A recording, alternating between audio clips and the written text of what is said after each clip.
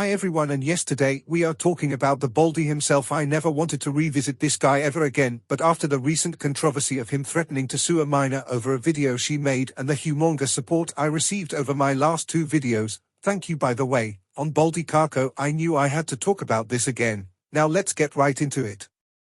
So when you got this nasally, inbred looking little bitch throwing a bunch of unproven allegations towards Mr. Beast, it goes viral because negativity sells. First of all, why would you call him an inbred little bitch when you're the guy that looks like a half-breed of Dr. Eggman and Jabba the Hutt?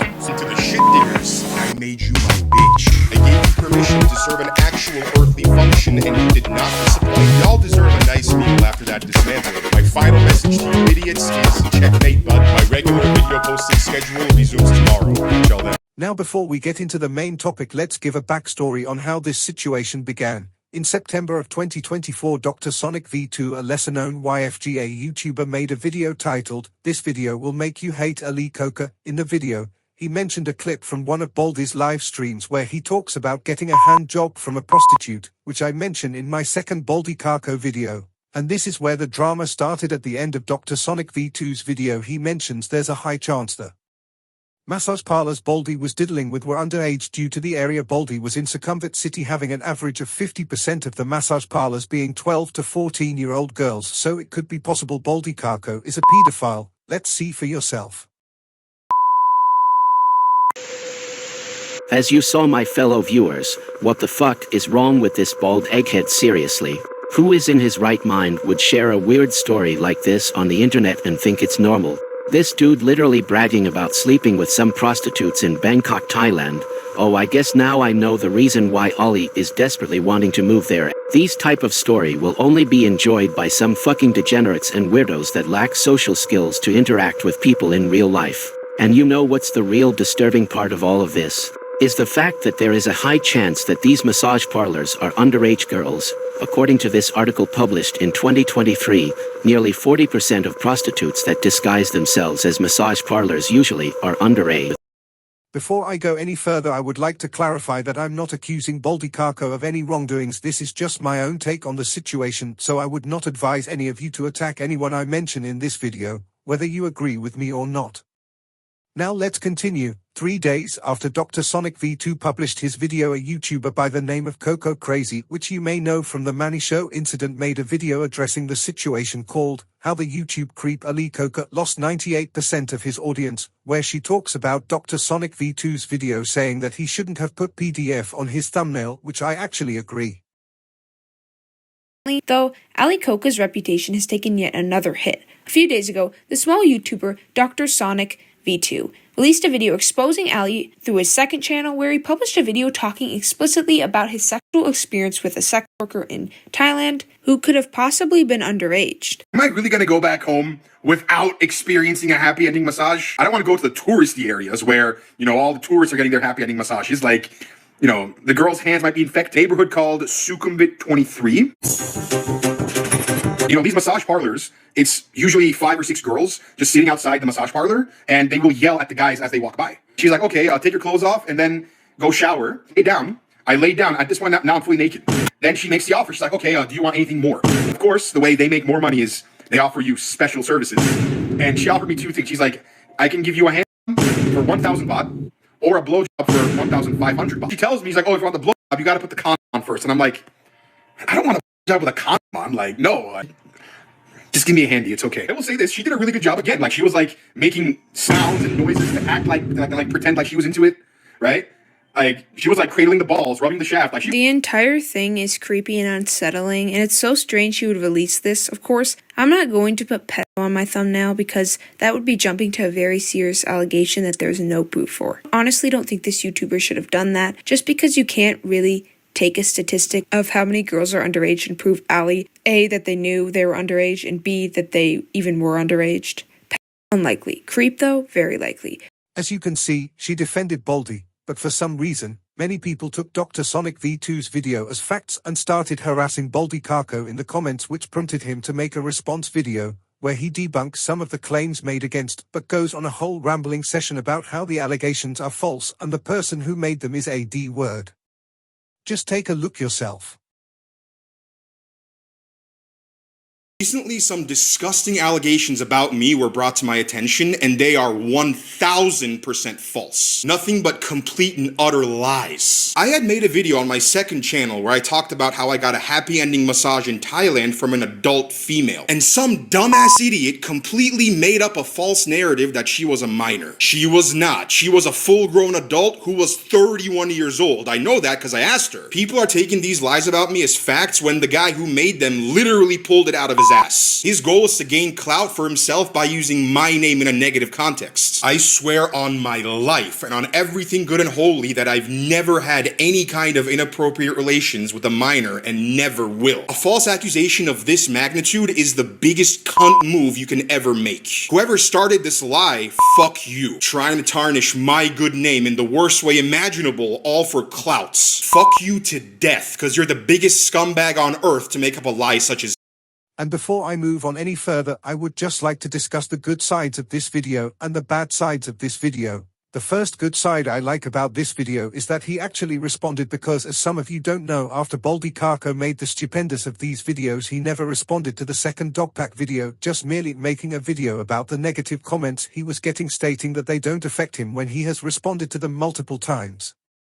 The second good side I would like to talk about is him getting straight to the point. He didn't insult anyone, barely, and he didn't make any dumb references like, our world does function similarly to a WWE storyline. Like, what now to the bad sides? The first bad side I'll discuss is his lack of any evidence. People should realize this Baldy is the same idiot that made this video with no research. I'm not making any claims here, but it could be possible that Baldy said that just to earn sympathy to his remaining fans. Another bad side is him threatening to sue Dr. Sonic V2 for the PDF allegations. I know some of you will be saying, but Conrad, didn't he accuse Baldy of being a PDF? My answer is no. If people actually watched the video, you would know he said to him being a kid lover was possible, but not true. So that's why I find it hard to listen to people's opinions on the matter if they're just gonna say using statistics does not count as evidence. So him saying the dogpack video was too long and boring, but I sat in my bedroom watching the video for half an hour. Yeah, that's a good argument. Further on, let's get to the main point of the drama.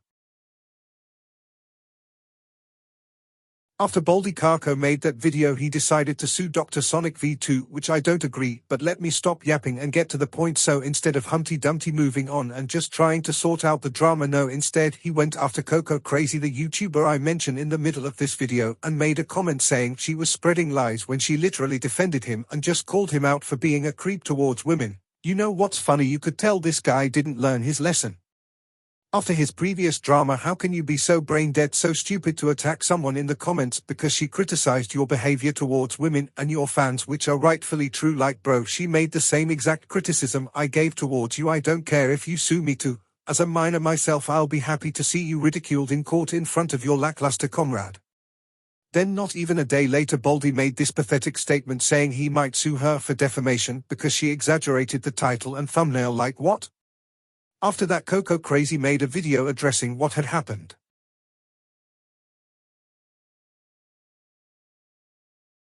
This video is going to be addressing a very serious situation I'm in. I'm currently being harassed and threatened by the YouTuber Koca. He has threatened me in my own comment section, as well as threatened to sue me over a video I made on him. In that video, I did 3 things. Firstly, I said he's rude to his audience. Second, I disagreed with a video calling him a pedophile, saying that statement was false and should not be used. And third, I said he's very disrespectful towards women. Again, like, she was like making sounds and noises to act like pretend like she was into it, right?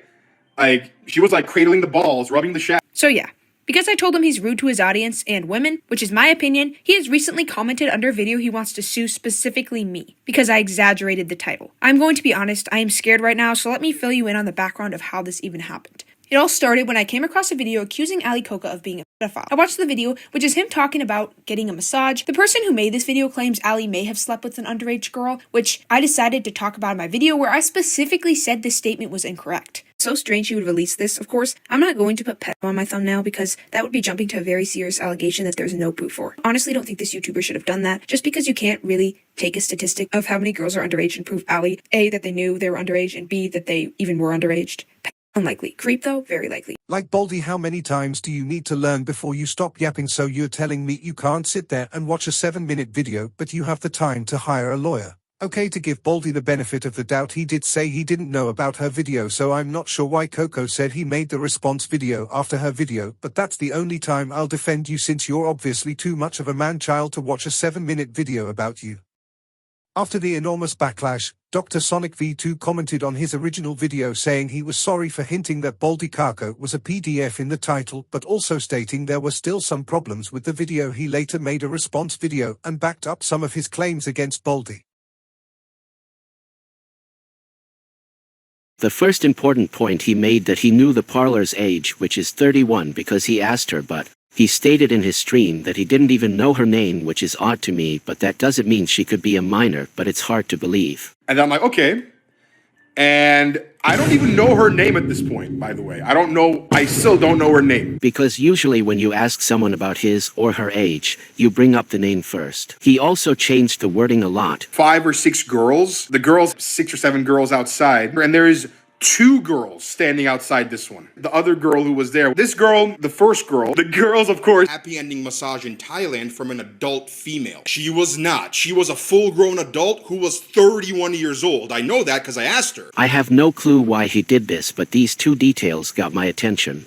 The second thing about the massage story is the choice of the place of getting it is quite disturbing. As you know, Sukhumvit Road area is a well-known red light district in Bangkok. And what's a red light district, you may ask? According to Google's dictionary, a red light district is an area of a town or city containing many brothels, strip clubs, and other sex businesses. Which means that this area has an active prostitution industry. And what is the legal status of prostitution in Thailand? It's illegal. According to a site that goes by Siam Legal, there are 3 primary acts that make prostitution illegal in Thailand. You can look onto the details of these acts and the fines and penalties by using the link in the description below. I don't think that any normal SPA or massage parlor in Thailand would have a permit for offering sexual services to tourists by default. But according to this Wikipedia article, some of these massage parlors use legal loopholes to keep them going. Due to the high income these services bring, also just like he said, he didn't go to the touristy areas under the pretext of them being too busy. I don't want to go to the touristy areas where, all the tourists are getting their happy ending massages. But almost all of the illegal trafficking goes on in these shady areas outside of the busy safe areas. I don't know if he knew about this or not, but still it's really concerning.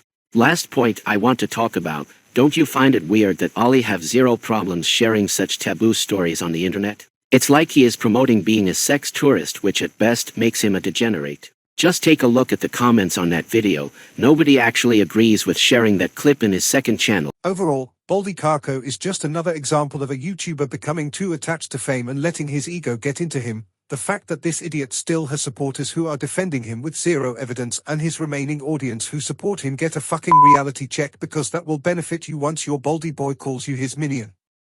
Anyway, thanks for watching the video. Shout out to our 3 new subscribers, Tarek Obukoli, Stolitz Fan, and Anti-UTTP625. Remember to like and subscribe, and as always, I'll see you guys in the next level. Bye.